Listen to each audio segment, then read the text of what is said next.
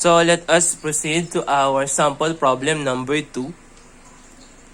A W21 by 62 A36 steel section is used as a cantilever beam having a span of 4 meters.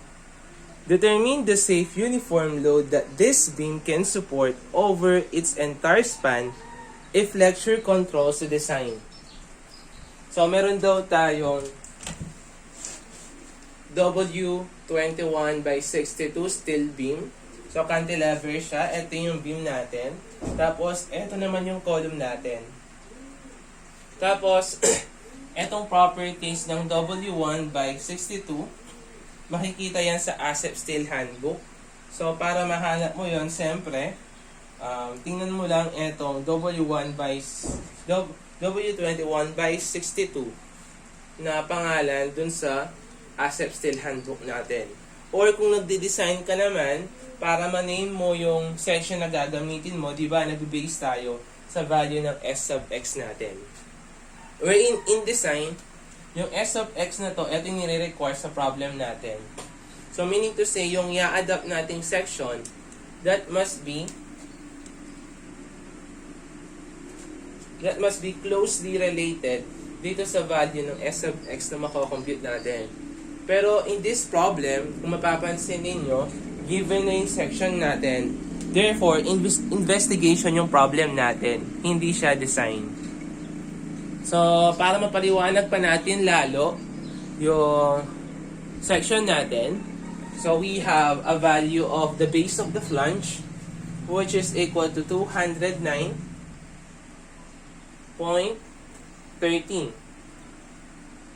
We have the thickness of the flange, ito yan, which is equal to 15.62. Tapos, yung D naman niya, o yung total height ng flange natin, is equal to 533.22. So, this is equal to 533.22. Ngayon, tuturuan ko naman kayo on how to find the value of RT. Paano natin kinukuha yung value ng R sub T natin. So, going back to the definition of R sub T, R sub T, or the radius of gyration of a section comprising the compression flange, so yung compression flange daw, plus 1/3 of the compression web area. So, kapag sinabi natin compression flange, di ba? Since symmetrical naman yung base natin, mapapansin niyo, symmetrical naman siya. Since lagi namang symmetrical yung section natin, since symmetrical siya, nangyayari is, yung compression at saka yung tension natin is parehas na value. So, kahit saan ka tumingin dito sa steel natin, mapa dito ka sa ilalim or mapa sa taas ka, mag-consider ng compression, pwede. Kasi nga, symmetrical yung section natin. Pare-parehas siya. So, in this example, di ba, cantilever yan. So, yung sa cantilever is, nagde-deflect yan ng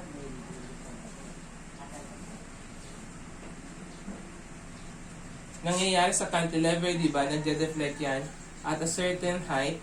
So, meron tayong cantilever, let's say. Ito yung cantilever beam natin, ha. Ito W. So, nagde-deflect yan ng paganyan. So, meaning to say, nagko-compress siya, yung beam natin nagko-compress sa baba, tapos, tension naman siya sa taas. So, meaning to say, yung compression area natin dito is nasa baba.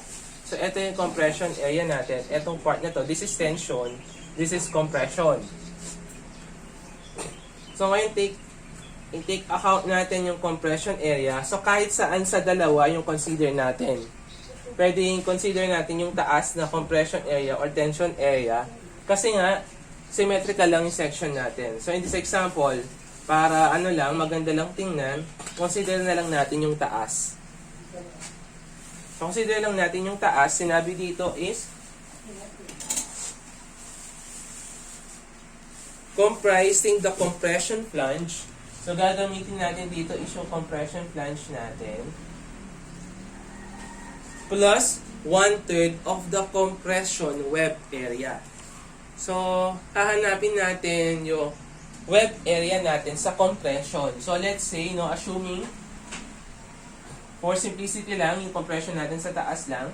So, hanapin muna natin yung value ng web area natin dun sa compression.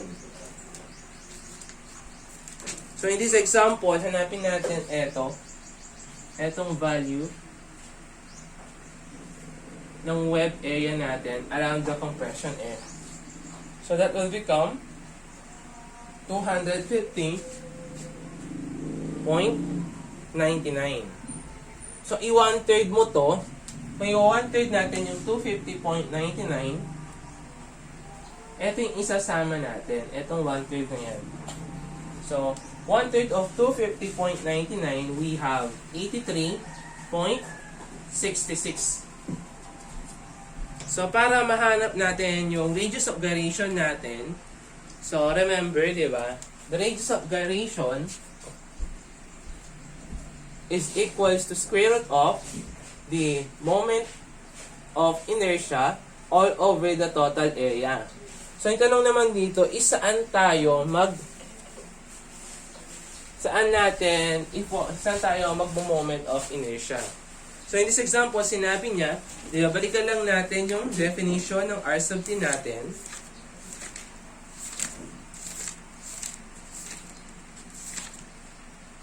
Radius of gyration of a section comprising the compression flange plus 1/3 of the compression web area taken about an axis in the plane of the web.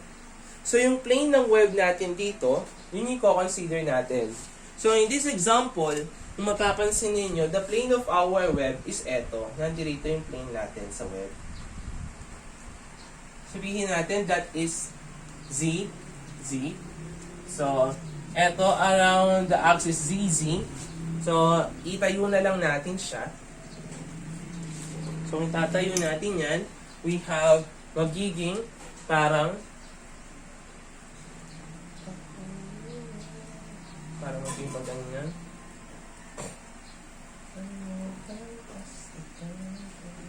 So, magiging ganito yung figure natin. Ayan.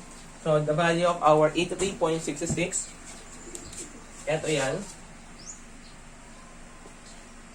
Tapos yung T natin, thickness of the web naman natin is 10.16. Etong base of the flange is 209.30. Thickness of the flange is 13.62 taken about this axis. Yan sa axis natin. Around ZZ. So kung kukunin natin yung moment inertia natin dyan, madali na lang siyang kunin. So first, kunin muna natin yung value ng area natin. So pagkuha ng area natin, simple lang naman yan. So area is equal to 83.66 multiplied by 10.16 plus 15.62 multiplied by 209.13. So the value of our area is now equal to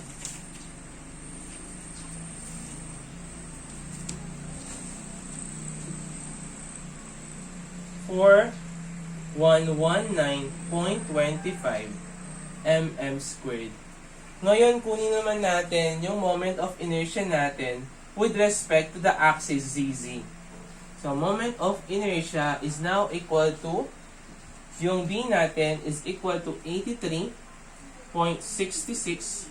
Yung H natin is 10.16 quantity cube all over 12 plus yung B natin dito is 15.62 multiplied by 209.30 quantity cube all over 12.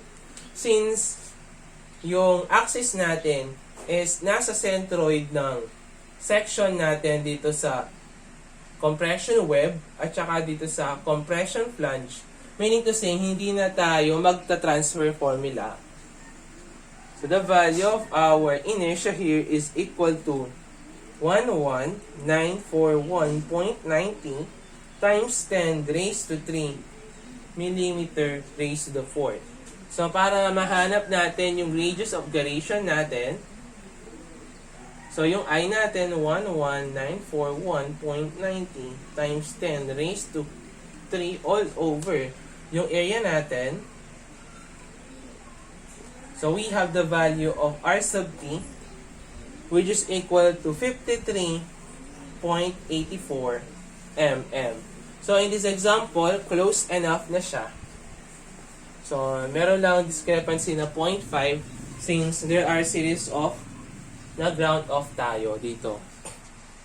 So that is the process on how to find yung R sub t natin. Kung hindi given sa problem natin, at kung yung ginagamit natin dito is mga built-up section na pag-aaralan natin sa susunod na module. So, hanapin na natin. Let's proceed to our discussion. So, for our instruction number 1, since recorded yung discussion natin, for your attendance, no? So, magpo-post ako sa Google Classroom ng module natin and at the same time, di ba, yung link kung saan nyo panonoorin etong discussion natin. So, mag-attendance kayo dito sa natin, dito sa Google Classroom natin, dun sa ipopost ko, together with the module. So, unang-una is yung surname ninyo. So, surname, first name, middle initial. So, that's for your attendance. So, kapag hindi kayo nag-comment dun sa post ko, meaning to say, absent kayo sa subject natin. So, yung pagko-comment natin doon, only allowed lang during our time sa steel design. So, let's proceed. So, hanapin daw natin yung value ng W natin. So, siyempre, kunin muna natin, check muna natin if it is laterally supported or laterally unsupported. Kasi nga, hindi naman sinabi sa problem. So, our unsupported length, so yung unsupported length natin dito is equal to 4,000 mm. So, hanapin muna natin yung value ng L sub C natin. So, kunin muna natin yung L sub 1, 200 over 200 df over square root of fy. So, lagay lang natin yan. So, dito din, meron din tayong dito 1/3 L sub 2, 137,900 all over the A sub f that multiplied by the value of fy. So, in this example, so lagay lang natin yung value ng mga BF natin. The value of our BF is equal to 209.13. Yung FY natin, that is 836, so 248. Dito, D over AF is 0.16. Yung Fy natin, that is equal to 248. So, makukuha na natin yung value ng L sub 1 natin, which is equal to 2658.11. Yung namang L sub 2 natin is equal to 3475.30. So, kung mapapansin ninyo, yung smaller value natin between the two will become our L sub C. So, this will become our L sub P. The larger value between L1 and L2 will become our L sub U. So, in this example, kung mapapansin ninyo, the value of our L sub V is greater than the value of our L sub C.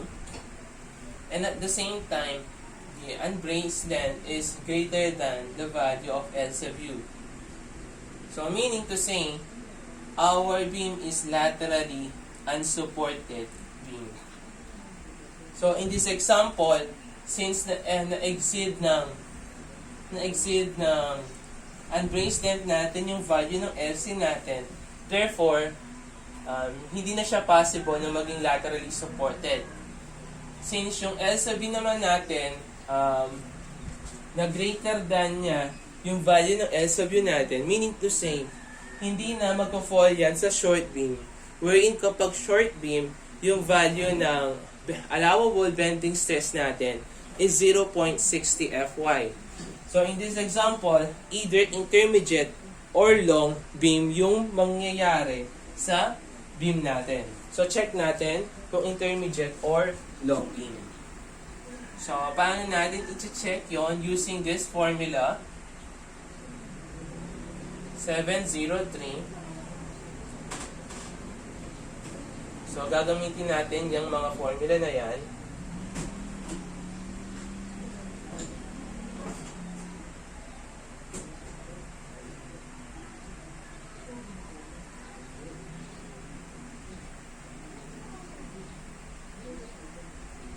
So, if the value of, ito sa left, kung nag-less than or equal siya sa L over RT, and also ito sa right naman, kung nag-less than or equal siya, so meaning to say, intermediate yung beam natin.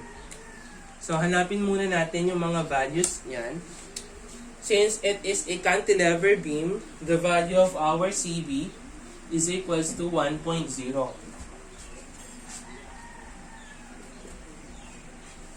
Fy naman natin, siyempre, that is 248. Tanong din to, 248. The value of L, siyempre, that is 4,000 mm. Yung RT naman natin, that is equal to 53.34. So, solve natin.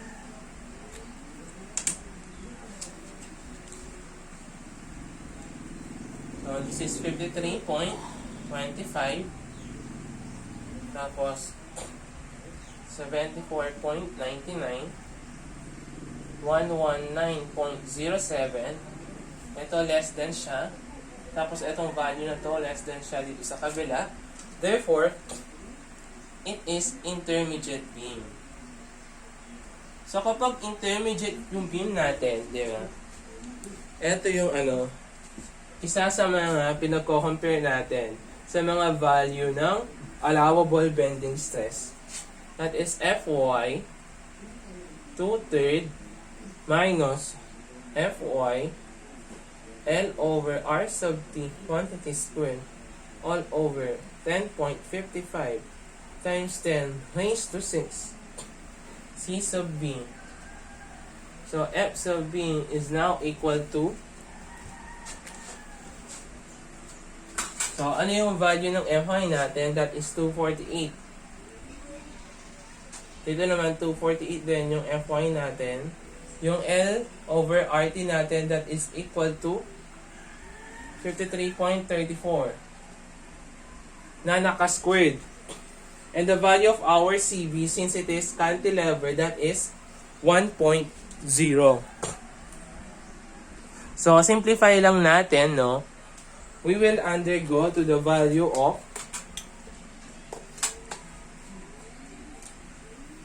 132.55 megapascal. And then, lagi nating kapag intermediate beam, laging ito yung ginagamit nating formula. Plus yung isa pang formula na FB is equal to 82. Ito yung isa pang ginagamit na formula, LD over AF. So yan, ginagamit natin yung comparison din dito. And yung CB natin is equal to 1.0. The value of L is 4,000. D over EF is equal to 0.16. So yung value natin dyan is equal to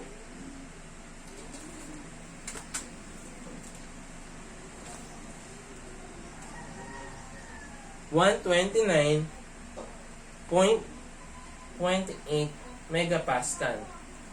So kung magiging intermediate yung beam natin, etong formula na 82740 CV, laging present yan sa pagko-compare ng mga values ng bending stress. Laging present yan. Mapa intermediate or long beam. Nagbabago lang is kapag nag-long beam to, yung mababago natin sa comparison is eto. Etong value ng F sub B natin. Etong merong 2/3. Papalitan lang natin siya ng formula na may yung 1172 100 CV all over L over RT quantity squared. Yun yung gagamitin nating formula. Pero etong 82740 CV, laging present yan. So, base lang tayo dito sa graph, no? Balikan lang natin. So, yung highest ordinate natin kapag short beam, yung FB natin, that is equal to 0.60 FY, yung pinakamataas. Tapos, bababa siya ng bababa as long as, di ba? Kapag bumababa yung value ng FB natin, kapag naging short beam to intermediate beam to long beam. So, siyempre, tingnan muna natin kung nag-less than siya, nag-less than or equal siya sa value ng 0.60 FY. So, yung value ng 0.60 FY natin is equal sa value ng 0.60 FY natin, that is equal to 148.8 if I'm not mistaken. Tama ba ako?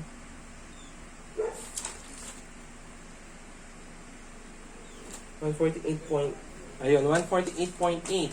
So, nag-less than siya sa value ng 148.8. So, meaning to say, okay siya. Kasi, hindi niya nalagpasan yung maximum ordinate, same as etong FB natin. Nag-less than siya sa 148.8 megapascal. So, therefore, yung kukunin natin dyan is yung pinakamaliit is yung nakapagitna. Diba? Since ito nag-less than siya, so ito yung a-adapt natin. So, nag-govern yung, therefore, FB is equal to 132.55 megapascal. So, ito yung nag-govern. Itong nakapagitnang value. Nakapagitnang value, diba? We have 148 yung unang value, 0.8. Pangalawang value na pinakamataas is 132.55. Yung pinakamababa is 129.28. Kasi ito yung pinakamataas sa graph. Kapag naging intermediate, ito yung magiging kasunod. Tapos ito rin yung isa sa mga pinipili natin sa mga value ng FB. So ito yung a-adapt natin. So kasi itong 148, ito yung maximum. So ayan, piliin na natin yan. So ayan, meron na tayong, since it is ASD, yung allowable, equate lang natin siya sa actual. So F sub B is equal siya dun sa actual. So, which is equal to the M all over S sub X. Which is yung, natin dito, value ng F sub B natin is 132.55. Yung M natin, all over S sub X natin, which is equal to 2081 times 10 raised to 3. So, therefore, yung makukompute natin dito, based dun sa allowable bending stress na na-compute natin, is M capacity, o yung capacity ng biga natin. So, the value of our M cap is equal to 275.84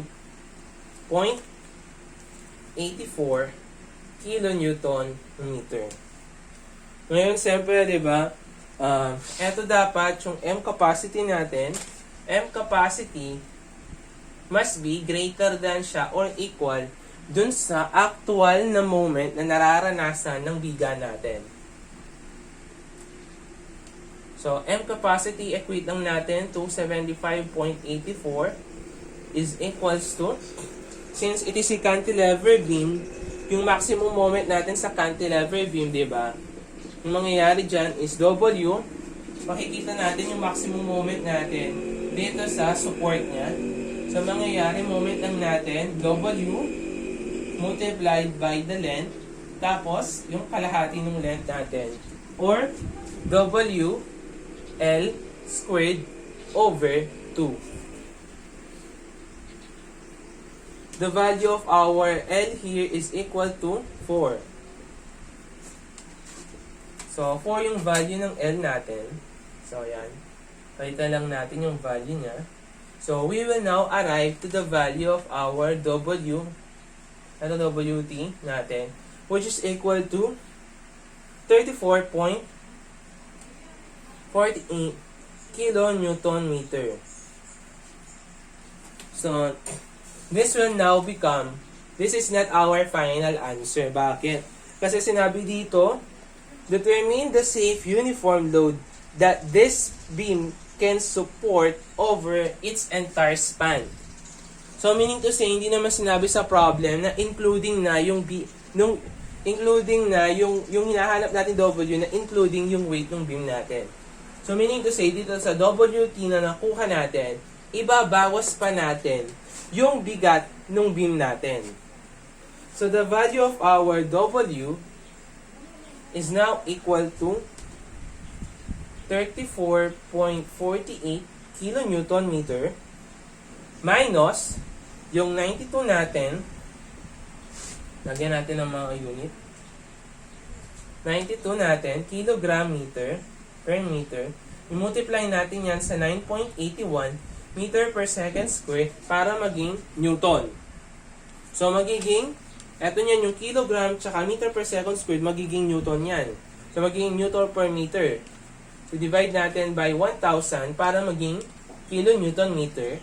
So, the value of our W is now equal to 33.58 kilonewton meter. So, this will now become our answer.